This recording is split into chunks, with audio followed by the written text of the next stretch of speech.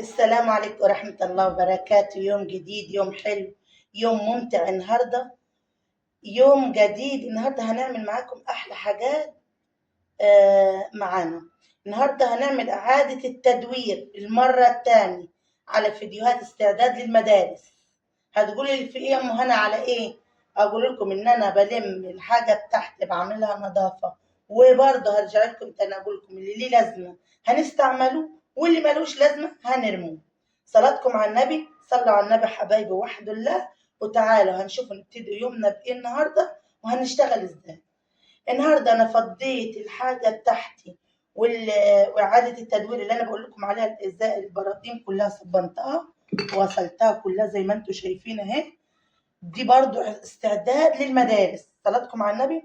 هجيب فيها وخليكم فاكرين معايا ان البراطيم والجزايز دي هعمل فيديو تاني هوريكم هنستعد للمدارس ازاي فيهم وهنحط فيهم ايه استعداد المدارس. بس انا حبيت اوريها لكم المره دي واوريكم ان انا غسلتها وعقمتها ومخليها مفضيها من الحاجات اللي كانت فيها عشان هي كانت خلصت. يعني الحاجه اللي كانت فيها حبه حاجات فاضلين فضيتهم في حاجات تانية. والبراطيم والجزاز دي ايه كلها جزاز نظيف. غسلتها ونضفتها وخليتها ايه معاكم. صلاتكم على النبي، صلوا على النبي وحده الله. وبعد كده انتوا مش بترفعوا ليه الفيديوهات بتاعتي؟ مش عاجباكم ولا ايه؟ حاجات ست البيت اللي على كل ايد واحده فينا. اي ست بيت معاها اولاد زي وملتزمات زي انا كلنا بنشتغل بنفس الطريقه دي. صلاتكم على النبي. بنشوف الحاجات اللي هنستعملوها او مش هنستعملوها هنستفاد بيها او مش هنستفاد بيها. فالحاجات دي انا وريتها لكم علشان الفيديو اللي جاي باذن الله هوريكم هنستعدوا فيها لايه وهنحط في الكميات دي ايه. برضو للمدارس وللبيت، يعني استعدادات للمدارس فيها نحطوها وللبيت. صلاتكم على النبي. احفظوا الفيديو ده معاكم. وهنا كنت جايبه حبيب الملايين النهارده هنفطر بيه هنتغدى بيه. حبيب الدنيا كلها طبعا. ده انا قلت ان انا هعمله معاكم النهارده. الفيديو ده باذن الله فيديو يا ريت واثقه فيكم ان انتوا تدعموه وتدوا لايكات كتير قوي. وده صلاتكم على النبي. برضو كنت عايزه اوريكم حاجه تانية. انا كنت الفيديو بتاع الليمون اللي برضو عملته معاكم ايه ده اهو. انا حبيت ان انا افتحه، والله فاتحه معاكم. حبيت اوريه لكم وافتحه معاكم عشان ترجعوا للفيديو بتاع الليمون، تخليل الليمون بتاع ست البيت اللي زي الشطره. ست البيت الشطره. بصوا صلاتكم على النبي. ادي الليمونه ودي الميه اهي. حبيت اوريها لكم قدامكم. انا حبيت افتح واوريكم طريقه الليمون مش اي طريقه ولا اي. بصوا قاعده بلبتها من جوه وبحاجات. صلاتكم على النبي. حبيت افتحه معاكم واوريه لكم برضو يبقى التصوير ترجعوا للفيديو بتاع الليمون وتشوفوا طريقته ده ازاي على 7 ايام. اكله على 7 ايام. النهارده دي الفيديو عندكم مسجل على القناه يوميات مع ام هنا وتشوفوه ترجعوا لنفس الطريقه دي. صلاتكم على النبي حبايبي، صلوا على النبي وحده الله. ويا ريت تدعمونا بلايك واشتراك. لو عجبكم الفيديو وعجبتكم ام هنا وطريقتها ووضعها ادعموها. مش عاجباكم ما تدعموهاش. يلا بينا نشتغلوا دلوقتي في ايه؟ في الاكله بتاعتنا النهارده. وغسله الخضره مصفيها وغسلاها اهي.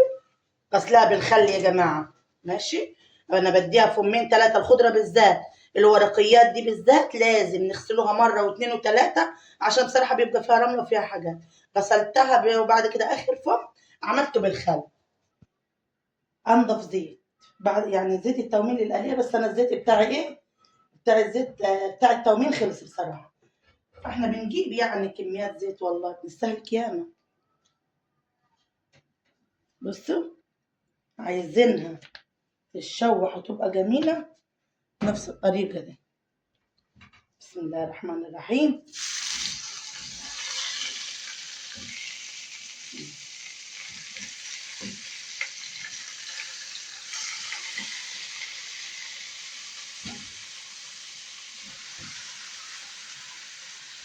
شوفي يا هلا.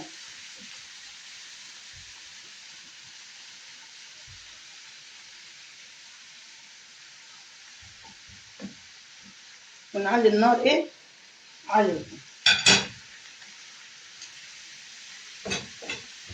كل اللي بنعمله في اللي احنا وفاضيين ده، يعني احنا لسه ما التزمناش بالمدارس والدخول مع اولادنا والدروس، فاحنا بنبتدي قبلها بشهر، شهر ونص، فبنعدل ببيتنا على اساس ان احنا لما نيجي من بره نشتغل في طلبات بيتنا، ميبقاش بيتنا ناقص من حاجه.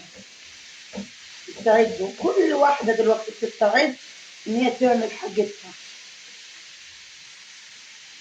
حاجتها وطلبات بيتها، اللي عنده سجاد يغسل كده يعني. بسم الله الرحمن الرحيم.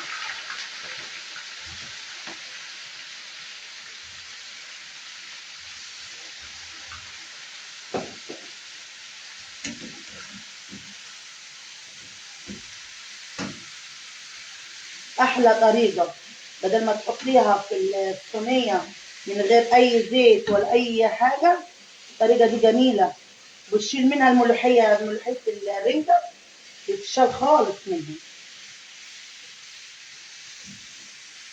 بس يا جماعه جربوا حكايه طريقه الليمون، وترجعوا على الفيديو بتاع الليمون عشان ما خدش حقه الصراحه، ما خدش حقه.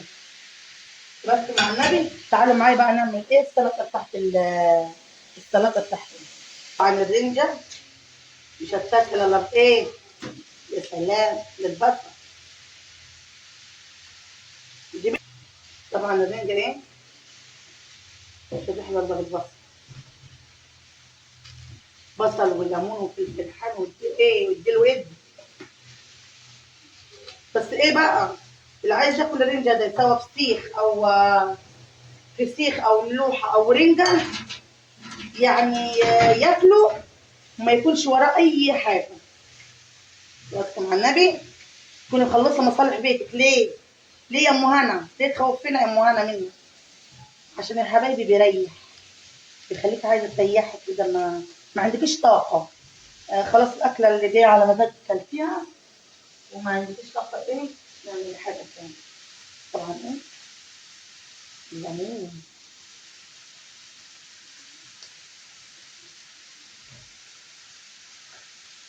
لازم الليمون ده.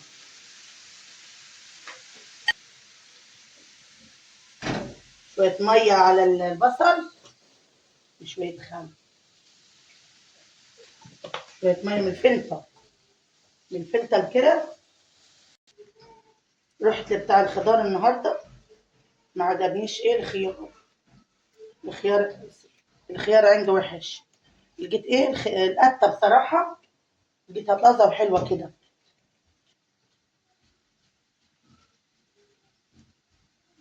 بلد القته دي.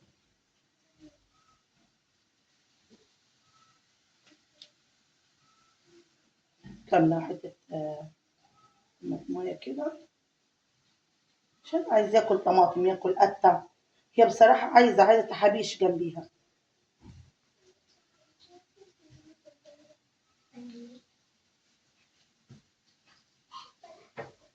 يلا حبايبي، وكده رجعنا لكم احنا وخلصنا اكلي. خليت الرنجي ونضفتها من الشوك ومن اي حاجه، وقطعتها وحطيت عليها ليمون وكمون والزيت طبعا ايه، وما تنسوش ايه الطحينه طبعا.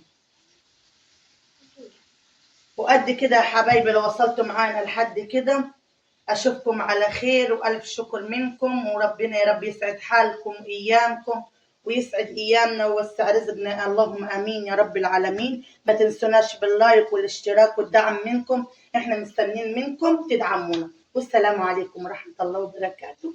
مع السلامه.